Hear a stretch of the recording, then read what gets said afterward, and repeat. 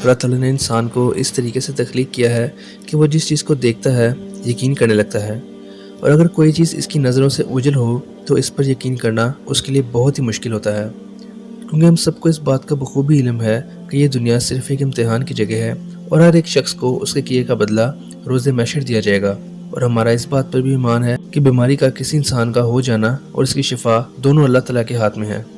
لیکن دوستو، حالیہ دنوں میں ایک شخص جو کہ منظر عام پر آیا ہوا ہے، جس کا دعویٰ کرنا ہے کہ وہ ایسے لوگوں کو صحت یاب کر سکتا ہے جو پیدائشی طور پر گونگے بہرے ہوتے ہیں۔ ہے نا حیرانی کی بات؟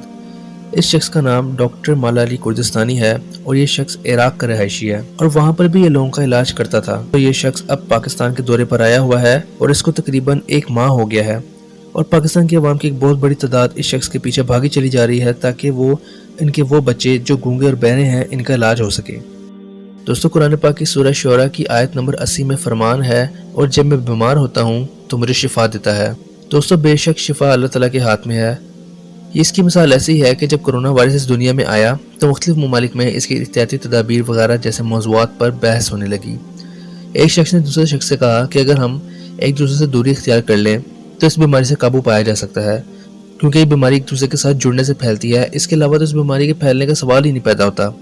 جبکہ سننے والے شخص نے اس کو مثال دیتے ہوئے کہا کہ فرض کر لو کہ اگر 10 اونٹ ایک جگہ پر کھڑے ہیں اور ان کو آپس میں بیماری لگی ہوئی ہے تو یہ تو یہی کہیں گے کہ آپس میں ایک دوسرے کے ساتھ لگنے سے ان کو بیماری لگی، لیکن سوچو وہ جو پہلا اونٹ تھا جو کہ کسی کے ساتھ لگا بھی نہیں تھا، اس کو بیماری کیسے لگی؟ یقیناً وہ بیماری تو اللہ تعالیٰ نے اس کو لگائی، اور ضرور اس کی شفا بھی اللہ تعالیٰ ہی کے پاس ہے۔ ہاں، یہ اسباب کی دنیا ہے، ایک دوسرے سے مدد لینا، تو ہمارے نبی نے ضیا پہنی، ہمارے نبی نے تلوار اٹھائی، لیکن وہ کام جو براہ راست اللہ کے ہاتھ میں ہے ان میں صرف اللہ ہی سے مدد مانگی جاتی ہے۔ یہ گونگے بہروں کو صحیح کرنا، یہ ٹھیک کرے تو اللہ کرے، ورنہ اس دنیا میں تو اس کا علاج ممکن نہیں ہے۔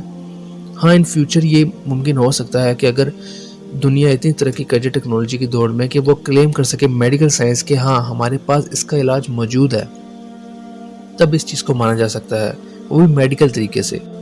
دوستو، سلسلہ کی صحیح حدیث ہے کہ حضرت ابو ہریرہ رضی اللہ تعالیٰ فرماتے ہیں کہ ایک عورت رسول اللہ صلی اللہ علیہ وسلم کے پاس آئی، اسے کوئی بیماری، جنون یا مرگی وغیرہ تھی۔ اس نے کہا، اے اللہ کے رسول، اللہ سے دعا کیجئے کہ مجھے شفا دے دے۔ آپ صلی اللہ علیہ وسلم نے فرمایا، اگر تم چاہو تو میں تمہارے لیے دعا کروں اور اللہ تعالیٰ تمہیں شفا دے دے، اور اگر چاہو تو صبر کر لو، تم سے حساب و کتاب نہیں ہوگا۔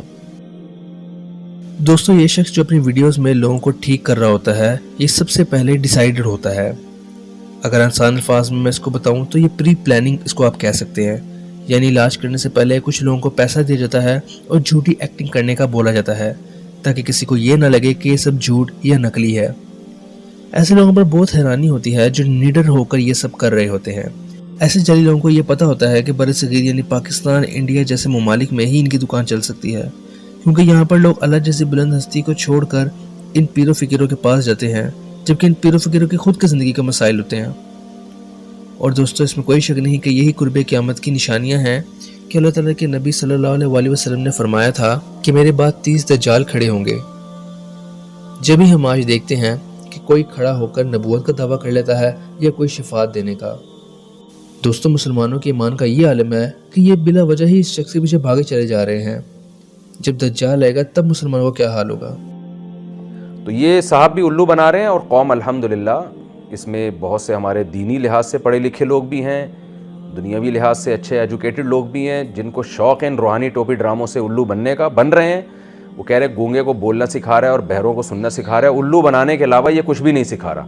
یا میں اس کردستانی کو کہتا ہوں کہ تیرے پاس اگر کچھ روحانیت اور یہ ٹوپی ڈرامے ہیں نا، تو میرا ایک بال سفید کر کے دکھا دے، انشاءاللہ یہ کچھ بھی نہیں کر سکتے، نہ جن کے ذریعے، نہ چڑیل کے ذریعے، نہ بھوت کے ذریعے، نہ یہ اپنے دم درود کے ذریعے۔ ایک آدمی آیا یہاں پہ، ایک آدمی کہ گونگے صحیح کر دیتا ہے، آنکھوں والے ٹھیک ہو جاتے ہیں، گونگے صحیح ہو جاتے ہیں، جن کی ٹانگیں نہیں ہوتی وہ بھاگنا شروع کر دیتے ہیں۔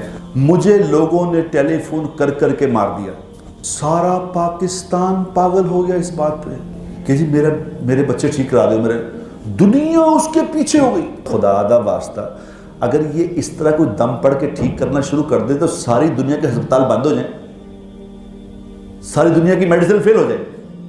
یہ معجزے تو اللہ نے نبیوں کو نہیں دیے، نبیوں کو بھی وہی عطا فرمایا جو اللہ نے دیا، عیسیٰ علیہ السلام کو معجزہ دیا تھا کہ مردہ زندہ کرتے تھے, اور کسی کے نبی کو نہیں پوری دیا. تفصیلات آ چکی ہیں کہ کن کن ملکوں سے اسے فراڈ کی وجہ سے نکالا گیا. سعودی عرب میں بھی اس نے تھوڑا بہت فراڈ کرنے کی کوشش کی. سعودی حکومت تو آپ کو پتہ ہے توحید کے معاملے میں بہت سٹرکٹ ہیں, وہاں سے بھی انہیں نکالا گیا. اس طرح کا کوئی بھی طریقہ علاج اس پلانٹ ارتھ کے اوپر ایگزسٹ نہیں کرتا جو یہ سب کچھ کر دے کہ کوئی دم ڈال کے کسی گونگے یا بہرے کو قوت گویائی یا سماعت کی قوت عطا کر دے.